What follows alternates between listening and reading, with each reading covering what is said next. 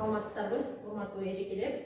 Бүгүн менин мастер-классым дидактикалык материалдар, универсалдуу дидактикалык материалдарды алып чыкканга аракет кылдым. Мен биринчи эле ошо эмнени көргөзгүм келет. Бул балдарды топко бөлүп алабыз. Топко бөлүп алганда мындай айлам көчөктөрдү жазап койдум. Бул жерде кайсы топ экени көрүнбөй коюп койгом партанын үстүнө. Балдар алат дагы ичин мындай жылдырып ачып көргөндө экинчи топ, биринчи топ, үчүнчү топ деп жазылып турат. Анан ошолор менен топко бөлүнүп отуруп калышат. Балдарга да кызыктуу болот экен. Андан кийин топко бөлүп алгандан кийин эле балдарга ошо топтогу тартипти сактоо боюнча дагы ар бир топко ушундай көргөзмө жасап койгом. Класста дайыма колдоном.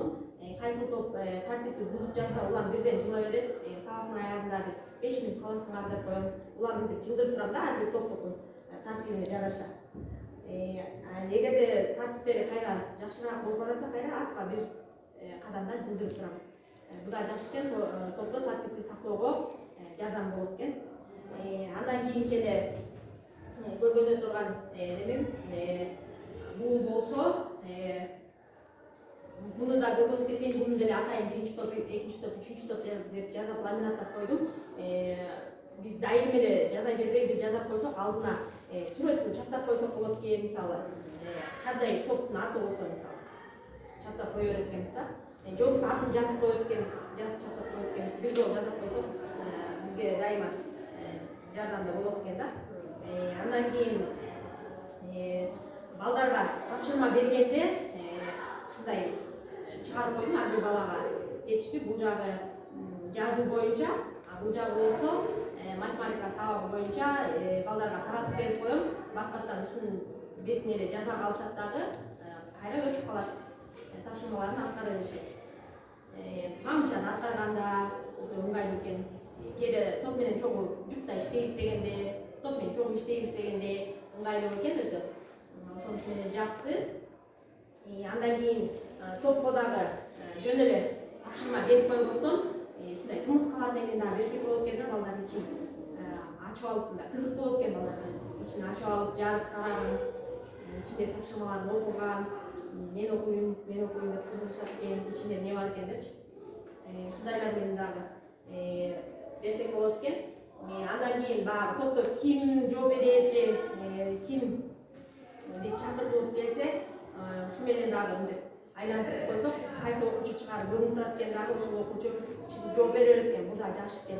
Анан буга дагы буну дагы универсальный колдонсо болот экен. Мисалы, биринчи тапшырма, экинчи тапшырма, үчүнчү тапшырма деп, же болбосо биринчи суроо, экинчи суроо, үчүнчү суроо деп дагы жерге жармаштырып кое берсек, ошол суроолорго жооп берише берет экен да. Бул жерге суроолорду дайындап койсок, ошонусу менен дагы кызыктуу болот экен. Эчеке мен айлантайынчы деп да айланып кетишет экен, ким табарын, ким жооп берерин деп.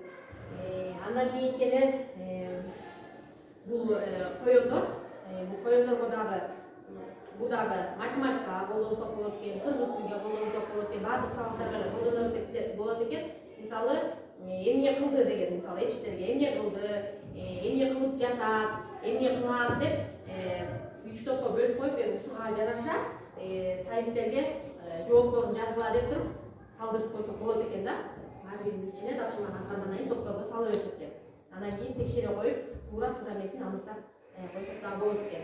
Математикага да колдонсок болот экен. Мисалы, кайсы эки сандын суммасы жети болот, же болбосо айырмасы жети болот, жазып сала беришет экен. Топторду жарыштырганда ыңгайлуу экен. Андан тышкары, мисалы, жашылча жемиштерди деле жашылчалар жемиштер деп бөлдүрсөк деле болот экен. Фигураларды деле бөлдүрсөк болот экен. Көп балдарга өтө кызыктуу болот экен да, чуркап келип салышып, тапшырманы аткарышып. Андан кийинки эле көрсөтүп турганым дагы бул додекаэм деп болот экен. Бул дагы мен бир эле сабакка эмес, көп сабакка колдоно тургандай кылып, актай кылып жазап койдум. Анан ар бир сабакта тапшырмаларды жазып эле кышыктоодогу же болбосо жагымдуу мандайда деле колдонуп койсок болот экен. Ар кандай тапшырмаларды жазып ошо таркатып күлүп кой, жылмайып кой, же учураш, кучакташ деген сыяктуу же болбосо суроолорду жазып кичинтоого суроого жооп бер, бул сүрөттө көрүп эмнени айта аласың, жана башка деп колдоно берсек бүт сабакка эле кете берет экен. Дагы баалоо баракчаларын дагы ушундай кылып ламинаттар жасап койдум. Бул жерге баалоо критерийин экранга чыгарып койсок башында, анан сабактын аягында да экранга чыгарып койсок, балдар ошо баалоо критерии боюнча белгилей беришет экен да. Мен мисалы тексттен сөздөрдү таба алдым, чымчыкча коюп коюп, мен ошол текстке сөздөргө сүйлөп түзө ал деген мисалы чымчыкча коюп коет, топтоп жардам бере алдым. Балдар өздөрү эле коет экен, мен муну жаза алган жокмун, мен ката жазып койдум деп, биринчилерине, экинчилерине койбой коюшат экен. Балдар да өзүн өзү баалоого жакшы экен. Муну андан тышкары дагы ооба жок, башка немелерге деле колдоно берсек болот экен да. Муну ошо атайын эч нерсе жазбай эле аты жөнүн жаза тургандай кылып чыгарып койдум да. Ошол андан кийин бул кыргыз тил боюнча болду. Анан математикага дагы атайын эме жасап койдум. Кыргыз тил эмес, баардык эле сабактарга кетип атат. Бул математикага да жасап койдум. Булар биринчи класста же экинчи класстын немесинде жакшы экен. Муну деле 5-тин көбөйтүүсүн жазып десең деле кете берет экен. Анан кайсы эки сандын суммасы 5 болот десең деле жазып кете беришет экен. Жакшы экен да. Мынтип жылдырып кылам. Ар бир топко берип койсун, бири-бирине жылдырып эле жазып коюшат экен. Же болбосо жана жетишпей жаткан балдардын алдын алып алып жазып берчи десең, алар да кызыгуу менен улам жылдырып жазышат экен да. Кайра өчүрүп коюшат экен. Ошонун үстүнө жаап ушул көргөзмө куралдарды жазып алдым. Андан тышкары могу эмени дагы жасап койдум, мекен таануугачы. Бул да жакшы экен. Жанагы геттин немелерин алып чыгабыз го.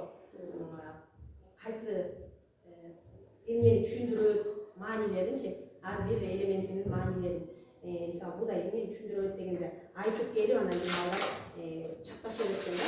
Бул будай мындайдын символу, күн мунун символу деп ушинтип балдар өздөрү айтып келип, окугандан кийин чактап түшүндүрүп кетишет экен. Ошонусу менен да бул өтө бизге эсинде калат экен да балдардын. Ушул көргөзмө куралдарын көрсөтө алам. Көңүл бурганыңыздарга рахмат.